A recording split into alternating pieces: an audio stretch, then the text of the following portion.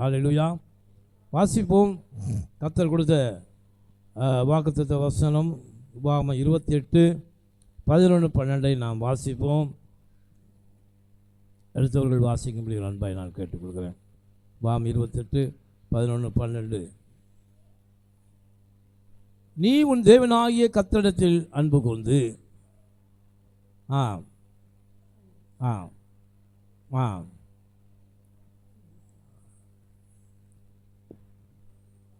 28:11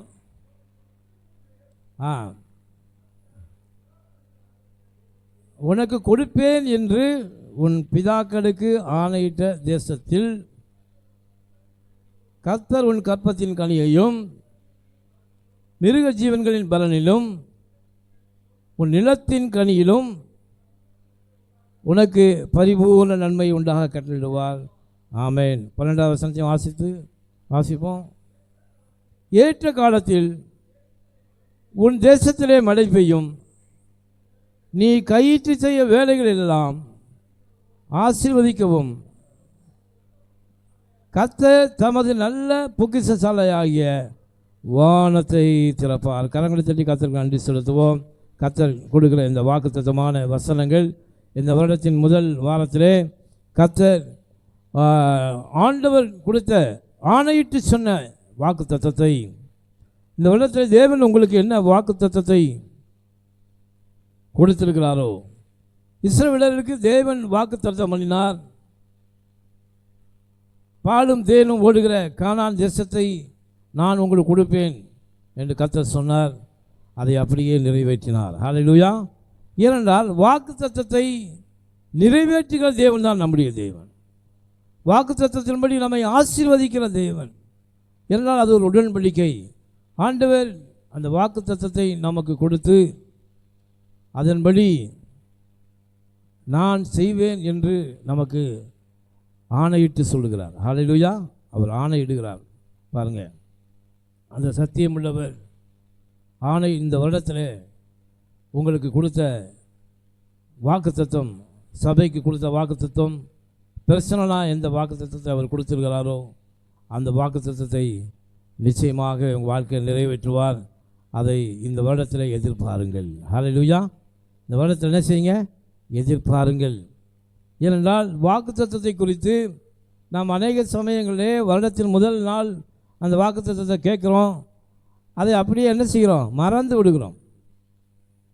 ஆனால் தேவன் மறக்க மாட்டார். ஹல்லேலூயா. மறந்து விடுவதற்கு அவர் மனிதன் அல்ல. அவர் சொல்லியும் செய்யாதிருப்பாரோ? ஆமேன். அவர் சொல்லியும் செய்யாதிருப்பாரோ? ஏனென்றால் சில சமயங்களிலே தேவன் கொடுத்த வாக்குத்தத்தம் நமக்கு மேலே பலித்திருக்கும். ஆனால் அந்த வாக்குத்தத்தின்படி கர்த்தர் செய்திருக்கிறார் என்ற அறிவு கூட நமக்கு என்ன செய்யாது? இருக்காது. ஏதோ நடந்து விட்டது என்று நாம் நினைத்து கொண்டிருப்போம். ஆனால் நாம் நினைத்து பார்த்தோம் என்றால் கர்த்தர் நமக்கு இந்த வருடத்தின் தொடக்கத்திலே என்ன வாக்குத்தத்தத்தை கொடுத்தாரோ அதை நிறைவேற்றியிருக்கிறார் என்ற ஞானம் கூட நமக்கு இருக்காது. ஆனால் ஆண்டவர் சிலர் வாக்குத்தத்தத்தின் மேலே நாம் கவனமுள்ளவர்களாக இருக்க வேண்டும். ஹல்லேலூயா. கர்த்தர் சொல்றார் பாருங்க, நான் ஆணையிட்டு சொன்னேன், நான் சொன்ன அந்த வாக்குத்தத்தமான கானான் தேசத்தை நான் உங்களுக்கு கொடுப்பேன் என்று மறுபடியும் என்ன செய்கிறார்? அவர் ஞாபகம். அப்போனா அவர் ஞாபகம் வைத்திருக்கிறார். வாக்குத்தத்தத்தை குறித்து அவர் ஞாபகம் வைத்திருக்கிறார். அவர் தான் அடிக்கடி ஞாபகப்படுத்துகிறார் இஸ்ரவேலருக்கு. நான் உனக்கு கொடுப்பேன், நான் சொன்னபடி செய்வேன், நான் சொல்லியும் செய்யாதிருக்க மாட்டேன் அப்படி நான் ஞாபகப்படுத்தி கொண்டே இருக்கிறார். ஆனால் ஆண்டவர் இந்த 2 வசனத்தின்படியும் இந்த வருடத்திலே உங்கள் தேசத்திலே நல்ல மழை பெய்யவும். ஹல்லேலூயா. உங்கள் தேசம் என்பது நாம் இருக்கிற தேசம் ரொம்ப முக்கியம். நாம் எந்த தேசத்தில் இருக்கிறோமோ, எந்த பகுதியில் இருக்கிறோமோ அந்த பகுதியில் இருக்கிற சூழ்நிலைகள் நமக்கு சாதகமாக இருந்தால் தான் நாம் ஆசீர்வாதமாக இருக்க முடியும். ஹல்லேலூயா. பாருங்கள், இந்த பகுதியில் நாம் இருக்கோம்னா இந்த பகுதியில் இருக்கிற சூழ்நிலைகள், நாம் குடியிருக்கிற வீடு, நம்முடைய குடும்பம், இவையெல்லாம் நம்முடைய முன்னேற்றத்திற்கு சாதகமாக இருக்கணும். சாதகமாக இல்லாத பட்சத்தில் நம்ம ஒரு இன்ச்சு கூட என்ன செய்ய முடியாது? முன்னேற முடியாது. அப்போ இந்த சூழ்நிலைகளை, தேசத்தை, நம்முடைய எல்லா சூழ்நிலையும் நமக்கு சாதகமாக திருப்புகிற தேவன் தான் நம்முடைய தேவன். ஹல்லேலூயா. கர்த்தருடைய அனுகூலம் நம்முடைய வாழ்க்கையிலே நம்முடைய குடும்பத்திலும் நம்ம சுற்றிலும் இருக்கும்போது அனுகூலம் என்பது தேவன் நமக்கு காட்டுகிற வழி. ஹல்லேலூயா. அவர் வழியிலே நாம் நடக்கும்போது கர்த்தர் அவர் நமக்கு அவருடைய பாதைகளை அவர் சேவைப்படுத்துவார். ஹல்லேலூயா. ஆண்டவர் பாருங்கள், அந்த வாக்குத்தத்தத்தின் மேலே நாம் அஜாக்கிரதையாக இதுவரைக்கும் இருந்திருக்கிறோம்.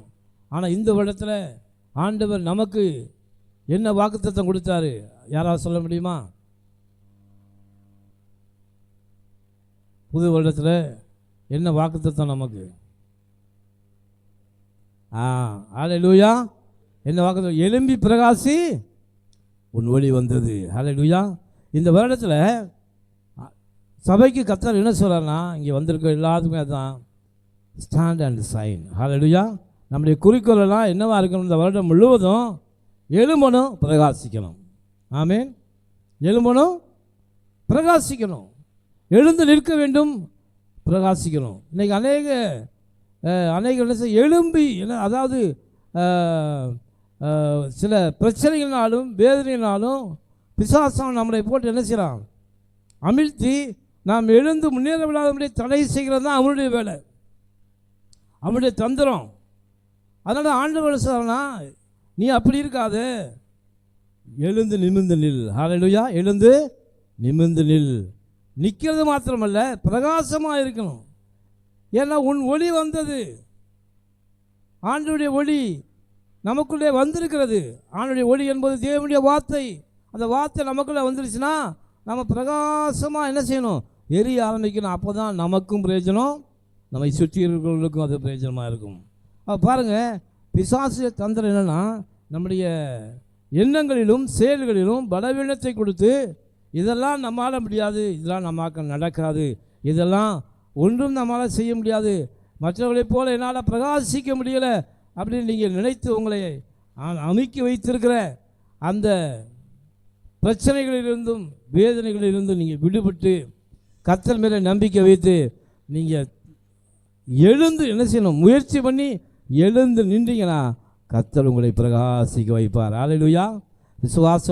விசுவாசத்தினாலே நீதிமான் பிழைப்பான். நீ விசுவாசித்தால் தேவனுடைய மகிமையை காண்பாய். அப்போ விசுவாசத்தில் நீ ஸ்டாண்டாக நிற்கணும் என்று கர்த்தர் விரும்புகிறார். ஹல்லேலூயா. அப்போ தான் நம்மால் பிரகாசிக்க முடியும். விசுவாசம் என்பது நம்பப்படுகிற உறுதியும் காணப்படாதவர்கள் நிச்சயமாக இருக்கிறது. நம்முடைய கண்களிலே அது தெரியாவிட்டாலும் நாம் எழுந்து என் தேவனை ஆசிரிக்க வல்லமை இல்லவர், என் தேவனை உயர்த்த வல்லமை இல்லவர், என் தேவனை நடத்துவார் என்ற நம்பிக்கையோடு எழுந்து நிற்பிக்கணும். நம்ம பலவீனப்பட்டு படுத்து முடங்கி விடக்கூடாது. ஆண்டவர் தான் சொல்ல, எழும்பி பிரகாசி. ஹல்லேலூயா. உன் ஒளி வந்துருச்சு, உனக்கான ஒளி வந்து விட்டது. எல்லாருக்குள்ளும் தேவனுடைய ஒளி வந்துருச்சு. ஆனால் நாம் ஏன் முன்னேறாமல் இருக்கோம்னா, நம்மால் எழுந்து நின்று எப்படி இந்த வாக்குத்தத்த வசனத்தை நாம் மறந்து விடுகிறோமோ, அதே போல் நம்முடைய வாழ்க்கையிலே தேவன் எனக்குள்ளே இருக்கிறார், அவர் பெரிய காரியங்களை செய்ய வல்லமையுள்ளவர் என்ற நினைப்பில் நாம் எழும்ப முடியாமல் இருந்து கொண்டு இருக்கிறோம். அதனால தான் கர்த்தர் நம்மை பயன்படுத்த முடியல. ஹல்லேலூயா. ஏனென்றால் இருள் ஜனங்களை மூடும், ஆனாலும் கர்த்தர் உண்மையில் உதிப்பார். இருளிலும் நம்மை பிரகாசி வைக்கிற தேவன் தான் நம்முடைய தேவன். ஹல்லேலூயா. அப்போ இருள் என்பது நம்முடைய வாழ்க்கையில் என்னென்னா, பிசாசு கொடுக்குற தந்திரம். ஏன்னா இருளில் நாம் எதையுமே என்ன செய்ய முடியாது. ஏன்னா இருட்டாக இருக்கும்போது நம்ம எதை செய்ய முடியும்? ஒரு வேலையும் செய்ய முடியாது, ஒரு இடத்துல நம்ம மூவ் பண்ண முடியாது. காரணம் என்றால் நம்மை சுற்றி இருள் இருக்கிறது. நம்முடைய தேவனுடைய வார்த்தை என்பது வெளிச்சமாக இருக்கிறது. அதான் ஆண்டவர் சொன்னார், உன் ஒளி வந்தது. ஆண்டவர் சொன்னார், எல்லா ஜனத்துக்கும் மிகுந்த சந்தோஷம். ஆண்டவருடைய வார்த்தையான தேவன் மாம்சமாகி இந்த உலகத்திலே நமக்காக அவர் பிறந்து விட்டார். அந்த பிறந்த செய்தி தான் தேவனுடைய ஒளி. ஹல்லேலூயா. ஆண்டவர் உலகத்தில் பிறந்தது மாத்திரமல்ல, அவர் நமக்குள்ளேயும் பிறந்திருக்கார். ஹல்லேலூயா. நமக்குள்ளே தேவன் வார்த்தையாக பிறந்திருக்கிறார். பாருங்கள், இந்த இருள் இருந்தால் நாம் என்ன செய்யணும்? தேடுவோம். யாரையுமே என்ன செய்வோம்? இருள் என்றால் உலகத்தில் இருட்டாக இருப்பது ஒரு காரியம்தான். ஆனால் அறிவில்லாமல் இருப்பது தான், நம்முடைய ஆத்மா அறிவில்லாமல் இருக்கிறது தான் மிகப்பெரிய இருளாக இருக்கிறது. ஹல்லேலூயா. ஆத்துமா அறிவில்லாமல் இருக்கிறதா மிகப்பெரிய இருளாக இருக்குது. ஆண்டவர் தேர்றார் பாருங்க. ஆதி ஆமத்தில் ஆண்டவர் என்ன சொல்றாருன்னா, ஆதாமே நீ எங்கே இருக்கிறாய்? ஆதாம் பார்த்தீங்கன்னா ஆண்டவர் புதிய ஏற்பாடு தொடங்குவதும் ஆண்டவர் இருளுக்குள்ளே இருக்கிற மனிதரை தேடிதான். அதே போல் பழைய ஏற்பாடுன்னு ஆண்டவர் தேர்றார். புதிய ஏற்பாடுன்னு என்ன வருது? மனுஷன் தேர்றார். யூதருக்கு ராஜானவர் எங்கே பிறந்திருக்கிறார்? அப்போ கேள்வியில் தான் வேதங்களை தொடங்குகிறது பார்த்துக்கோங்க. ஏனென்றால் 2 காரியங்களிலும் இருள் இருக்கிறது. ஐயா பாருங்க, பிசாசன் ஆதாமை வஞ்சித்த உடனே அவன் இருளுக்குள்ளே போய்விட்டான்.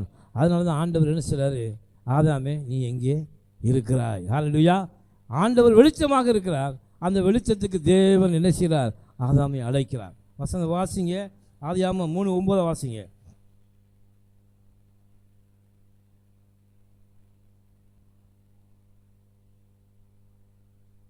ஆதியாகமம் 3:9.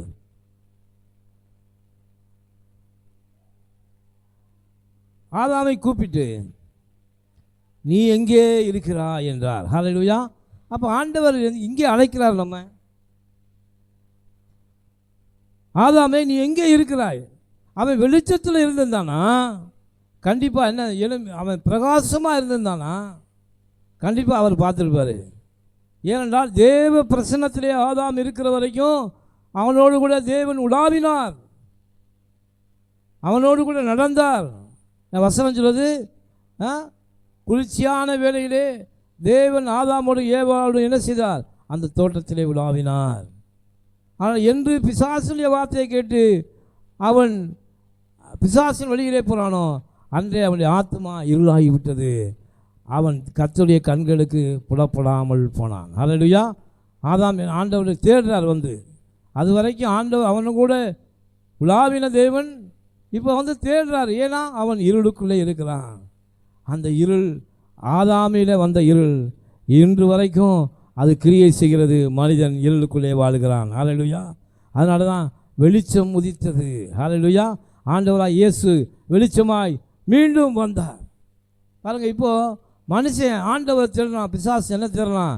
அந்த வெளிச்சத்தை என்ன செய்யணும்? எப்படியாவது அணைக்கணும். ஆண்டவர் இயேசுவை கொல்ல வேண்டும் என்று எத்தனையோ ஆயிரக்கணக்கான குழந்தைகளை கொண்டு போட்டான் ஏரோது. ஆனால் அந்த வெளிச்சத்தை அணைக்க முடியல. ஹல்லேலூயா.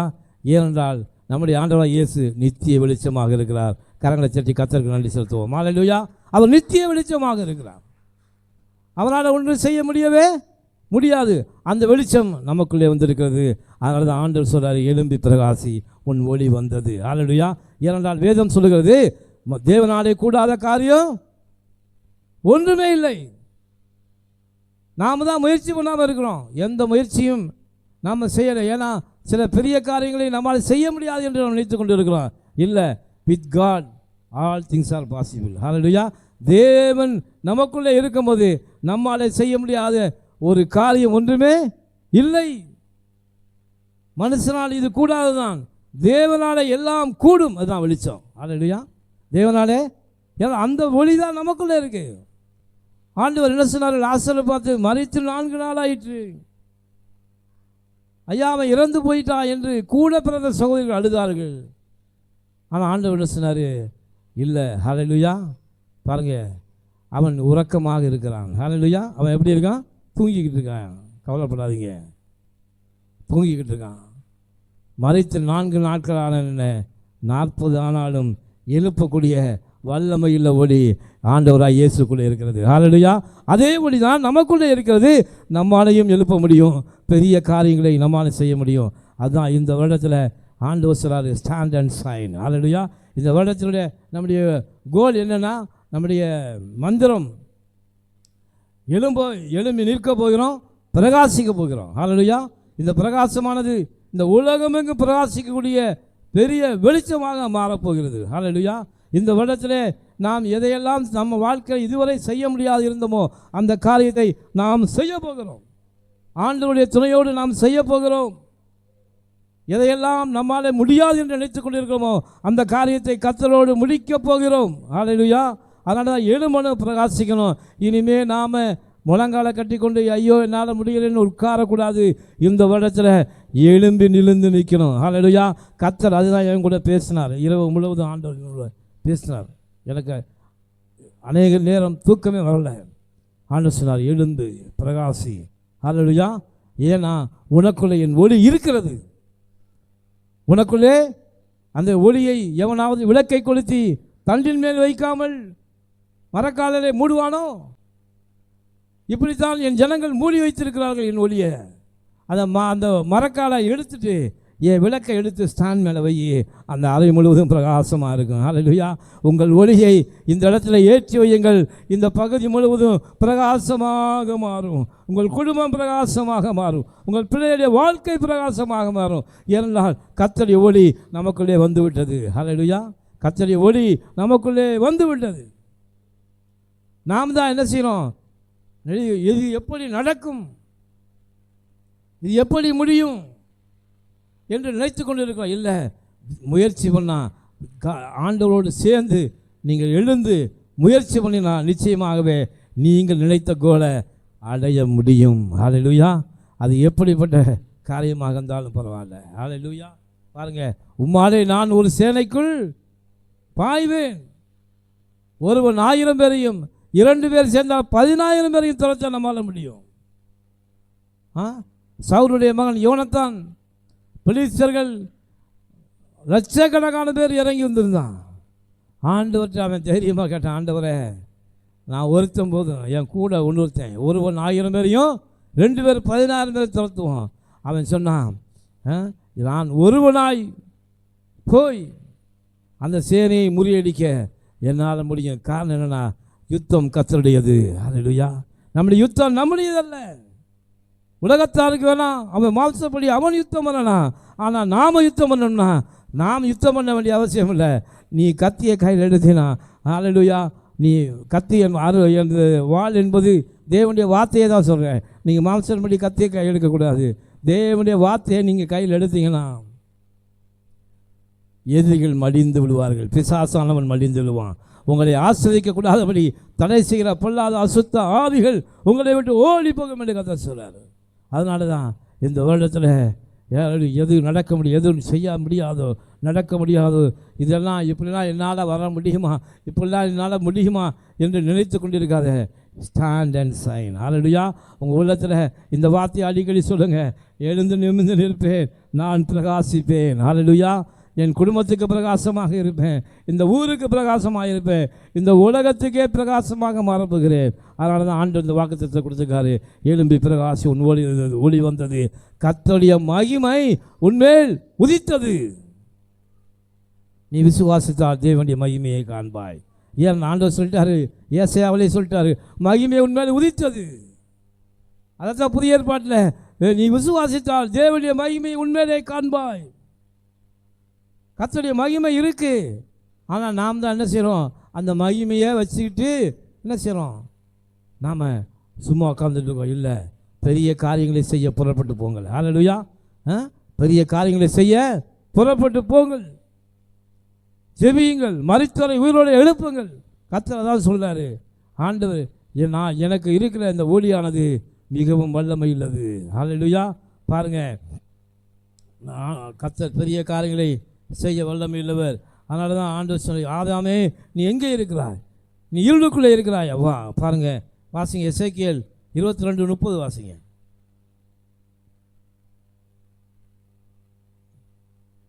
எசேக்கியேல் 22:30.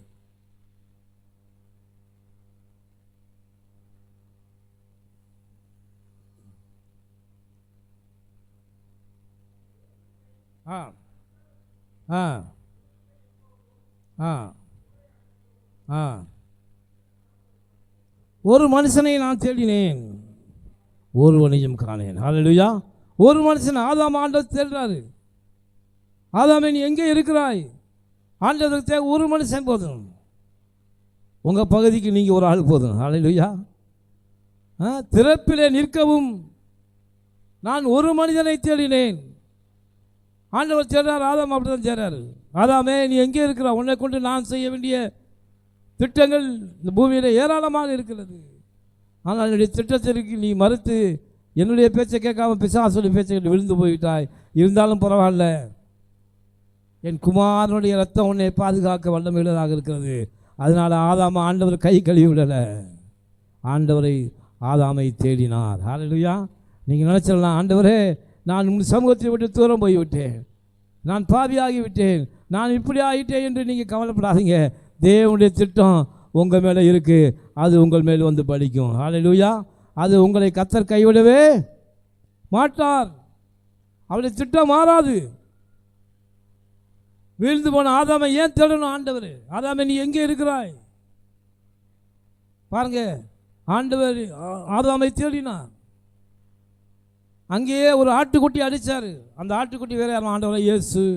அந்த ஆட்டுக்குட்டியை அடித்து அதன் தோல் உடைகளை எடுத்து ஆதாமுக்கும் ஏவாளுக்கும் ஆண்டவர் உடைச்சினார். ஹல்லேலூயா. ஏனென்றால் உடை என்பது தேவனுடைய ரட்சிப்புக்கு அடையாளமாக இருக்கிறது, ரட்சிப்பதற்கு தேவனுடைய வல்லமை இருக்கிறது. ஹல்லேலூயா. அதனால் நீங்கள் வீழ்ந்து விட்டோம் என்று நினைக்காதீர்கள். ஹல்லேலூயா. நீதிமான் 7 தடவை விழுந்தால் எழுந்திருப்பான். ஹல்லேலூயா. அதனால் தேவனுடைய திட்டம் மாறாது. உங்கள் மேலே ஆண்டவர் வைத்திருக்க திட்டம் மாறவே மாறாது. ஆண்டவர் சொன்னால், அதான் ஒரு மனிதரை நான் தெளினேன். பாருங்கள், கெட்டகுமாரன் கதையில் நீங்கள் பார்த்தீங்கன்னா, கெட்டகுமாரன் பார்த்தீங்கன்னா அவன் தன் சொத்துக்களை எல்லாம் இழந்து தவறான முறையிலே செலவழித்து ஆஸ்திகளை விருந்து ஆண்டவற்ற ஆசீர்வாதத்தை வாங்கிட்டு பிரிந்து போன மனிதன் கெட்டு போய் திரும்பி வரும்போது தகன் தகப்பனாக ஆண்டவர் என்ன செய்தார்? அவனை ஓடி போய் அழைத்து வந்தார். ஹல்லேலூயா. ஆண்டவருடைய திட்டம் மாறவே மாறாது. ஹல்லேலூயா.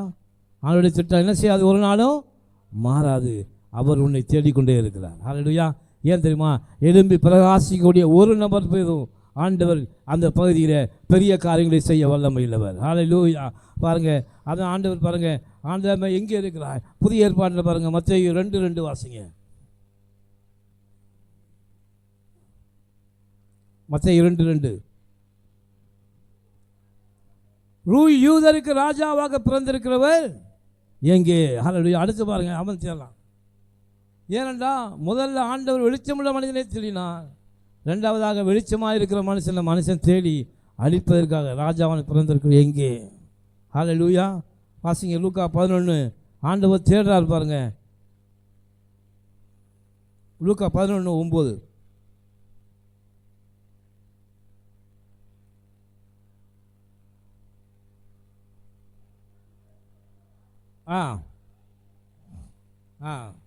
தேடுங்கள் அப்பொழுது உங்களுக்கு தேடுங்கள் அப்பொழுது கண்டடைவீர்கள். ஹல்லேலூயா. ஆண்டவரை தேடுங்கள், அப்பொழுது நிச்சயமாக நீங்கள் கண்டடைவீர்கள். ஹல்லேலூயா. ஆண்டவரால் ரட்சிக்கப்பட்ட நம்ம எல்லாருக்குமே கர்த்தர் தந்த தீபம் இருக்கிறது. அவருடைய வெளிச்சம் உங்களுக்குள்ளே வந்திருக்கு.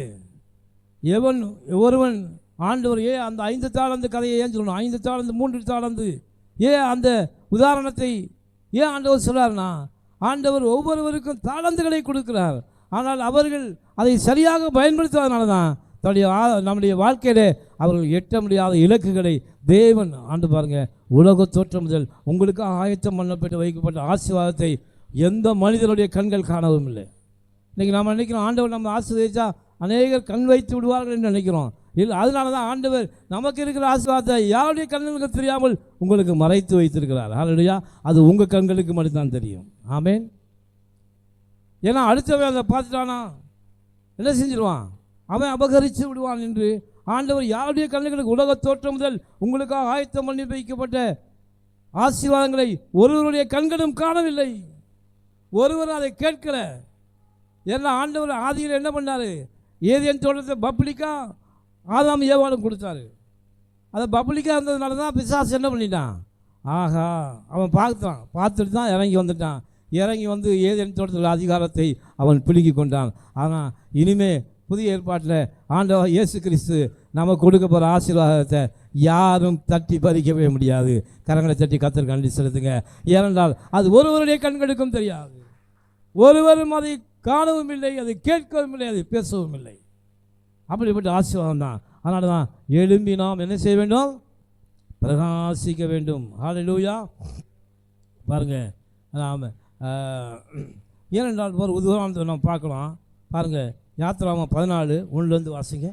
யாத்திராமம் 14 சீக்கிரம் முடிச்சுங்க. பாருங்கள், இங்கே ஒரு மோசே என்ற மனிதனை நாம் பார்க்கிறோம். ஆண்டவர் அவனுக்கு எல்லா விதமான பலத்தை அவனுக்கு கையில் கொடுத்துருக்காரு. வாசிங்க 14:1 வாசிங்க. கர்த்தர் மோசேயை நோக்கி ஆ ஆ ஆ ஆ ஆ ஆ ம்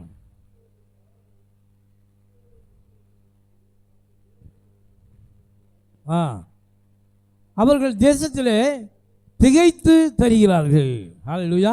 இப்போ பாருங்கள், தேவ ரட்சிப்பு நமக்கு வந்துருச்சு. ஆனால் நம்முடைய வாழ்க்கையில் இதை தெரியும். இந்த சம்பவம் உங்களுக்கு, எகிப்து தேசத்திலிருந்து இஸ்ரவேலர்களை மோசே அழைத்துட்டு வரான். நாம் கூட ரட்சிக்கப்பட்டோம், பிசாசு காத்து விடுதலையாகி ஆண்டோடைய ரட்சிப்புக்குள்ளே வந்துட்டோம். ஆனால் வந்ததுக்கப்புறம் நமக்கு என்ன இருக்குன்னா திகைப்பு இருக்குது. எப்படி இஸ்ரவேலர்கள் அந்த தேசத்தை திகைத்து எந்த பக்கம் போகணும்னு தெரியலை, அதே போல் திகைத்து தெரிந்தார்கள் என்று பார்க்கிறோம். நம்முடைய வாழ்க்கையிலும் இந்த திகைப்பு இருக்கிறது. ஆனால் கர்த்தர் நமக்கென்று ஒரு வழியை ஆயத்தம் பண்ணி வைத்திருக்கிறார். ஹல்லேலூயா. மோசேயை காட்டிலும் பெரியவர் இயேசு நமக்குள்ளே இருக்கிறார். ஹல்லேலூயா. மோசே எகிப்தியருக்கு இஸ்ரவேலருக்கு காட்டின வழியை காட்டிலும் அவரே வழியும் சத்தியமும் ஜீவனுமாகிய தேவன் நமக்குள்ளே இருக்கிறார். ஹல்லேலூயா. பாருங்க, அவன் எகிப்து அழைத்து வந்தான். செங்கடலுக்கு முன்பாக வந்து நின்றார்கள். ஒரு பக்கம் பார்வோன் பிசாசை போல துரத்துக்கிறான், இன்னொரு பக்கம் செங்கடல் இருக்கிறது, எங்கே போக முடியும்? ஆனால் எல்லாவற்றுக்கும் ஆண்டவர் ஒரு வழியை வைத்திருக்கிறார். ஆனால் இஸ்ரவேலர் பாருங்க, இன்னைக்கு தப்பவே முடியாது. பார்வோன்ட்ட இருந்து இந்த பக்கம் போனால் கடலில் இறங்கி சாகணும். 4 பக்கம் பின்னாடி சூழ்ந்துட்டான். கிட்டத்தட்ட 600 ரதங்கள். எத்தனை ரதம்? 600 சேரட். 600 ரதங்கள் வருது இவங்களை அடித்து கொள்றதுக்கு. அதே போல் சேனைகள் எல்லாம் வருது. தப்பிக்க முடியுமா? எவ்வளோ பெரிய சூழ்நிலை! நம்முடைய வாழ்க்கையில் கூட பாருங்கள், இனிமேல் என்னால் தப்பிக்க முடியாது, இனிமேல் எந்த சூழ்நிலை இல்லை நான் என்று நாம் நினைத்து கொண்டிருக்கலாம், உலகத்தார்கள் நினைக்கலாம். ஆனால் ஆண்டவர் எப்படிப்பட்ட கஷ்டமான சூழ்நிலை இருந்தாலும், வாழ்க்கையில் நமக்கு பலவீனம் எந்த இருந்தாலும் அதிலே தப்பிப்பதற்கான ஒரு வழியை கர்த்தர் நிச்சயமாக உங்களுக்காக வைத்திருப்பார். அதுதான் சொல்கிறார், நானே வழி. ஹல்லேலூயா. இப்போ நம்ம ஆண்டவர் பக்கம், ஆண்டவரே வேறு வழியே இல்லை. வசனத்தை வாங்க, ஒரு 18, 19, 18 வசனத்தை வாசிங்க. 14, 18 வாசிங்க. மோசேயை பார்த்து ஆண்டவர் சொல்றார் பாருங்க. ஆ ஆ ஆ ஆ ஆ ஆ ஆ ஆ பாருங்க, இஸ்ரவேலர்களுக்கு முன்பாக முன்பும் பின்பும் மேகஸ்தம்பமும் அக்கினி ஸ்தம்பமுமாக ஆண்டவர் பாதுகாத்தார். ஹல்லேலூயா. இதுதான் ஏன் எழுதி வச்சிருக்கோம்னா, இந்த பாதுகாப்பு இஸ்ரவேலருக்கு மாத்திரமல்ல, இன்று வரைக்கும் நமக்கும் அது இருக்கிறது. ஹல்லேலூயா. ஏனென்றால் நம்முடைய கண்கள் தான் அதை காணவில்லை. ஆண்டவர் நமக்காக, நீ எங்கே போகிற அங்கே உனக்கு முன்பாக, ஆண்டவர் அதான் வசனம் சொல்லுது, என் சமூகம் உனக்கு முன்பாக செல்லும், நான் உனக்கு முன்பாக சென்று எல்லா கோணங்களையும் சேவையாக்குவேன். ஹல்லேலூயா. இதே பாதுகாப்பு நமக்கு இருக்கு. பாருங்க, மோசே ஒன்றும் தெரியல. மக்கள் எல்லாம் என்ன கேட்டாங்க தெரியுமா? ஐயா, எகிப்தில் எங்களுக்கு பிரேத குழி இல்லை என்றால் இந்த வனாந்திரத்தில் என்னை கூட்டி வந்த மோசே, அங்கே சாக வேணும், செத்தால் எங்கேயாவது புதைச்சிருப்பாங்க, இந்த வனாந்திரத்தில் கொண்டு வந்து விட்டுட்டேன்னு கதறினார்கள். ஆண்டவர் என்ன கேட்டால் தெரியுமா? மோசேயே, தீர்வு என் கையில் இல்லை, உன் கையில் இருக்குது. ஹல்லேலூயா. இதற்கான தீர்வு என் கையில் இல்லை, உன் கையில் இருக்குது. காரணம் என்னன்னா, உன் கையில் நான் கொடுத்துருக்க அந்த ஸ்டிக்கு உன் கையில் இருக்கா இல்லையா? அது எதற்கு அடையாளமாக இருக்குது? தேவனுடைய வார்த்தைக்கு அடையாளமாக இருக்கிறது. இன்றைக்கு கர்த்தர் கொடுத்த நமக்கு அந்த வார்த்தைகள் தான் நாம் தப்புவிப்பதற்கு வழியாக இருக்கிறது. ஹல்லேலூயா. ஆண்டவர் சொன்னார் மோசேயை பார்த்து, மோசேயே, நீ ஏன் இப்படி கலங்கிக்கிட்டு இருக்க? எதற்காக உனக்கு இந்த வார்த்தையை நான் கொடுத்துருக்கிறேன்? இந்த வார்த்தையை ஏற்ற வழியிலே பிரயோஜனப்படுத்து. நீ கையில் வைத்திருக்கிற ஸ்டிக் எடுத்து என்ன செய்ய? கடலுக்கு நேரம் நீட்டு. ஹல்லேலூயா.